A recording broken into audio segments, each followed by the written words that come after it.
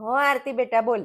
રે મમ્મી શું વાત કરું, આજે તો મારા જેઠ અને જેઠાણીને ઝઘડો થયો અને મારા સાસુએ તો ખાધું પણ નહીં. તો તે સમજાયું નહીં અરે બધાને? મમ્મી બધા તેલવાળા થાય, મેં તો છે ને મસ્ત મેગી બનાવીને ખાઈ લીધું અને સૂઈ એવું ગઈ. ના હોય આરતી બેટા, હવે એ ઘર તારું છે. તું ત્યાં કંઈ પણ કરીશ, ઉઠીશ, બેઠીશ, બોલીશ, કંઈ પણ કરીશ, તું કપડાં પહેરીશ, ગમે તે તેવું વર્તન હશે તો એ બધું લાંછન મારી ઉપર મમ્મી પણ આવશે. તું તો અહીંયા છે નહીં, તો તારું નામ કઈ રીતે કેમ આવે? એટલે તને કંઈ પણ વસ્તુ હશે તો કોક એવું જ કહેશે કે એની માએ શું શીખવાડ્યું છે. એટલે બધું છે ને પોતાની માં ઉપર આવે. એટલે તારે ત્યાં એવું વર્તન કરવાનું કે મારું નામ ખરાબ ના થાય. અને બેટા એ ઘરની વાત તારે મને ના કરવાની હોય. એ ઘર તારું છે અને તારી જવાબદારી છે એ ઘરની. અને કાલ સવારે તારા સાસુ પણ તને બે શબ્દ કે કંઈ પણ કહે તો તારે એવું વિચારવાનું કે મારા મમ્મી મને વટતા હતા, મારી ભૂલ હોય તો મારા સાસુ પણ કહે. એટલે જેમ તને હું વટતી હતી, કહેતી હતી, શીખવાડતી હતી, એમ તારા સાસુ પણ તને શીખવાડશે, કહેશે. તો તારે કોઈ દિવસ મને નહીં કહેવાનું, કેમ કે હવે એમની જવાબદારી છે તું, બરાબર? એટલે તારે એ ઘરના સભ્યોને દરેકને સાચવવાની જવાબદારી તારી છે. અને તું એ ઘરમાં બધા જોડે સારી રીતે રહીશ એટલે બધા તારી જોડે પણ સારી રીતે રહેશે. અને તું કંઈ પણ બોલે, કંઈ પણ કે એ વિચારીને બોલજે. કેમ કે આરતી, ત્યાં છે ને બધું લાંછન માં ઉપર લાગે. કેમ કે કોઈ એવું જ કે એની માં શીખવાડતી હશે બેટા. હા, અને છે ને હવે એ ઘરની વાત મને નહીં કહેવાની. અને એ ઘરમાં કઈ રીતે શાંતિ જાળવવી એ તારા હાથમાં છે બેટા. હા, એટલે તું છે ને શાંતિથી જા અને બધાને છે ને મનાઈ અને જમાડી લે. અને પછી એ લોકોએ ના ખાધું હોય એટલે હું શાંતિથી ખાઈ લઉં એવું નહીં. એ ઘરમાં બધા દુઃખી હોય અને તું આનંદ મનાય એ ના ચાલે બેટા. એ ઘર હવે તારું છે એટલે એ ઘરનાને બધાને ખુશ રાખવા એ તારા હાથમાં છે. સારું, અને મારી શિખામણ યાદ રાખજે બેટા. હા, એ ઘરમાં શાંતિ રાખવી એ તારા હાથમાં છે, બરાબર છે? હા મમ્મી, તે જેમ શીખવાડ્યું ને એમ જ રહીશ અને તારું નામ ખરાબ થાય એવું હું ક્યારેય નહીં કરું.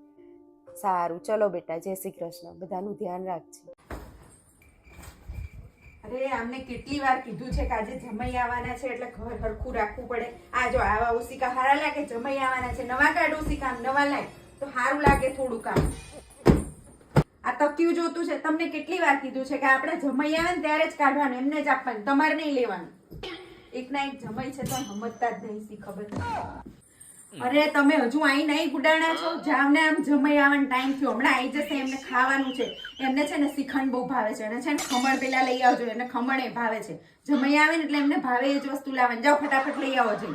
કીધા વગર તો કોઈ કામ નહીં કરતા. લો તમે આવી ગયા બધું લઈને? એમ કરો છે ને બધું રસોડામાં હું કહું છે ને થોડી આ મેથી સુધાર દઉં. જમાઈને મેથી ભજીયા બહુ ભાવે છે એટલે ખમણ લાયા તો શું થઈ ગયું, ભજીયા ભાવે એટલે ભજીયા બનાવવાના જ છે. જમાઈ બિચારા કે રોજ રોજ આવે છે. અલી તું આ જમાઈને આટલું હાચવાસ એટલું તારી વહુને હાચવતી. આ જમાઈ છે ને આપણી છોકરીને હાચવે છે એટલે આપણે છે ને જમાઈને હાચવવા પડે. નકરું વહુ વહુ જ કરતા હોય. જમાઈને હાચવવા પડે, છોકરીને તો હાચવે હરખું. એટલે જમાઈને હાચવવી છે. ખબર પડે નહીં કઈ. આ તારો જમાઈ તો છે ને ખાલી છોકરીને જ હાચવે છે અને તારી વહુ તો આપણને હાચવે છે ને આખા ઘરને હાચવે છે. એટલે જમાઈ કરતા વહુને હવાઈ હાચવવી પડે તારે. આમ તો તમારી વાત તો સાચી છે હો. જમાઈ તો ખાલી દીકરીને જ હાચવે ને વહુ તો આપણને બધાને હાચવે છે. એટલે વહુને હાચવવી પડે, વહુને ભાવતું કરવું પડે. પણ તમારી વાત સાચી હો. હવે હું આપણી વહુને એટલી જમાઈ કરતાય વધારે હાચવીશ. શું ચંપાબેન, તાવ આવી ગયો તમને? ઓહો, હા ના, મને તો લાલિયાએ કીધું કે મમ્મી તને ખબર છે ચંપા માસીને તાવ આવ્યો? ના, મને નથી ખબર. હું તો કામમાંથી નવરી થવું એ નહીં. તમને ખબર તો છે મારું કામ કેટલું પહોંચે. વાહ, તમારે તો પણ બહુ કરી નહીં. લગન આયા ને પાછા તમે માંદા પડે એટલે લગનમાં નથી જવાના હવે. હા, એ તો માંદા હોય ના જ જવાય. કઈ વાંધો નહીં, કઈ વાંધો નહીં. તમે છે ને હાચવજો પાછા. દવા લેવા નથી ગયા એમ? બરાબર. હમણાં મારી ભાઈ આવે એટલે જશો? હા, લઈ આવજો દવા પાછા. ના, હું તો મેં દુલાઈ પહેલા ખબર કાઢતી. અમારે ખાવાનું બાકી હતું. તમારે ખાવું હોય તો આપી જવું કઈ તો. દાળ ભાત કર્યા, થોડા ખાવા હોય તો આપી જઈશ. અને હું શું કહેતી હતી ચંપાબેન, તમારે લગનમાં નથી જવાનું તો તમારે પેલું લાલ કલરનું પટોળું મને આપજો ને પહેલા. હા, અમારે છે ને પપ્પા મને બોલતા હતા, મને કે નવું લઈ આવી જઈને હું માંગવા ના જવાનું. કોક થોડા ચંપાબેન, માં તો બેનપણી છે, આપણે તો લઈ જ જવી ને એકબીજાનું પહેરવા. હા, અને પછી છે ને અમારી બહેનોએ બધી હમણાં નક્કી કર્યું. પણ કાલ જ ફોન આવ્યો કે બધા કે માંડવા છે ને પીઠીમાં પટોળા પહેરવાના છે. તો પણ અલી વહેલા કહેવાય ને, મારી જોડે હતું ને ક્યાં લેવા જતા ત્યારે શું હવે તાત્કાલિક આપણે કઈ થોડા દુકાને લેવા જઈએ તો એમ પપ્પા મંડ્યા હતા નવું ચીજ લઈએ. કઈ નહીં, એ તો દર વખતે નવું કંઈક કાઢતા હોય. કાં તો કે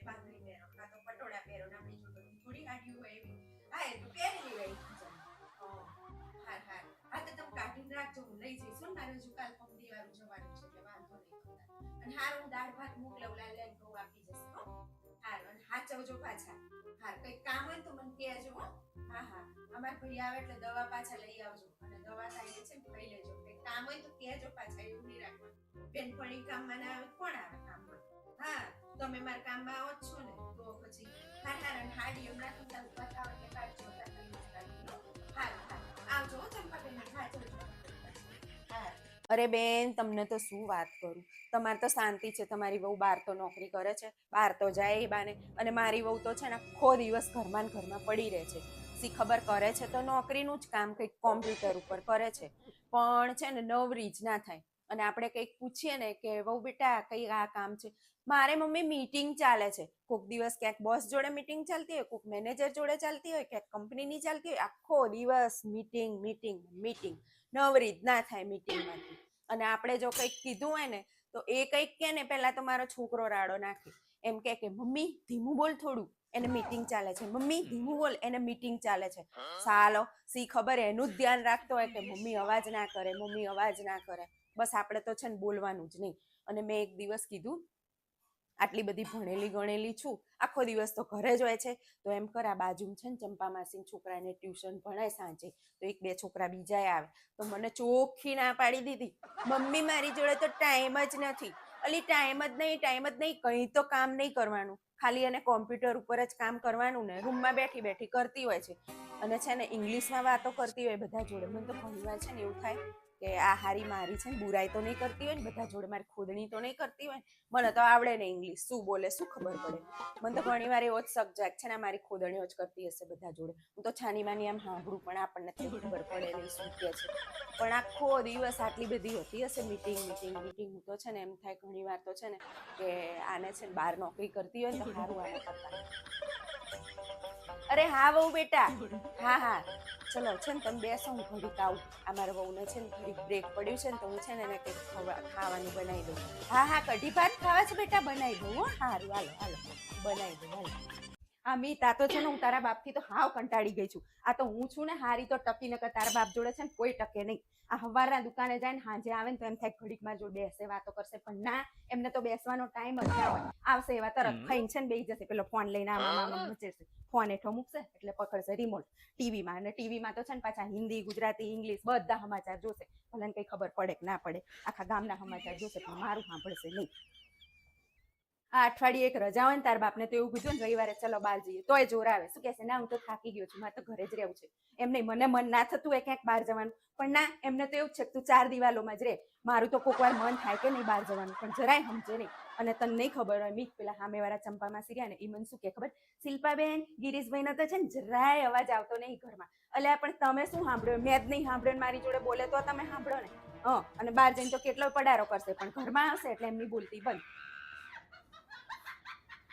તાર બાપને કીધું હોય ને કે ચલો હોટલમાં ખાવા જઈએ, તો ના, બહારનું તો હું નથી ખાતો, મને તો ભાવતું નથી. ઘરે છે ને રોટલા ટીપાવડાવશે, અને લગ્નમાં જઈશું ને તો આખો થાળો ભરીને 4 હાથે ખાશે, વાટશે, મોકલતી હોય ને એટલે. અને હોટલમાં પૈસા ખર્ચવા પડે ને, એક નંબરના લોભિયા છે. આ તો તાર બાપને હું રહી ને તેને બીજી આવ્યો ને માથાની તો ખબર પડે તેમને.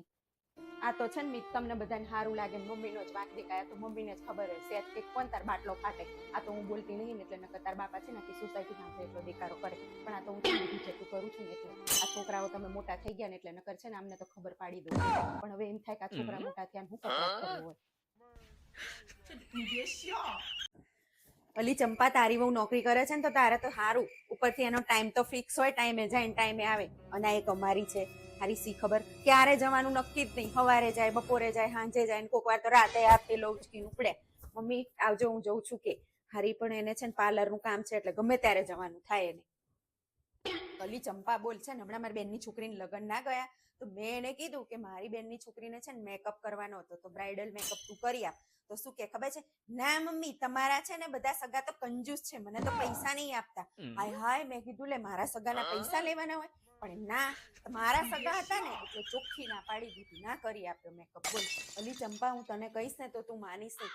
આખો કબાટ એનો છે ને મેકઅપના સામાનથી ભર્યો છે, થોડી કઈ જગ્યા નહીં. મારા છોકરાને બચારાને છે ને આ આવડું ખાચકું આપ્યું છે, એમાં બિચારો છે ને 2 જોડી લુગડા મૂકી રાખે છે, બાકી બધો કબાટ એ વાપરે છે. અને બોલ ચંપા છે ને એક દિવસ મને એમ શું કે ખબર છે, મમ્મી તમારે બધા સગા સામે મને એવું નહીં કહેવાનું કે પાર્લરવાળી છે, પાર્લરવાળી છે. મને છે ને તમારે એવું કહેવાનું મુઆ.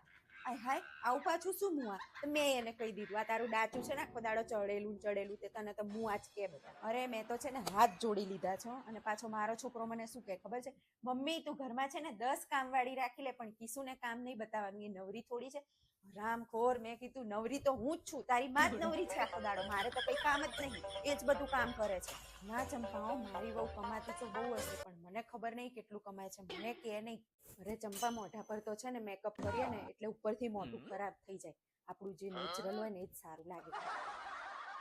અરે આઈ ગઈ તું કિશુ, ચલ હાલ હું તને છે ને કોફી ગરમ ગરમ બનાવી દઉં. હું આવું છું.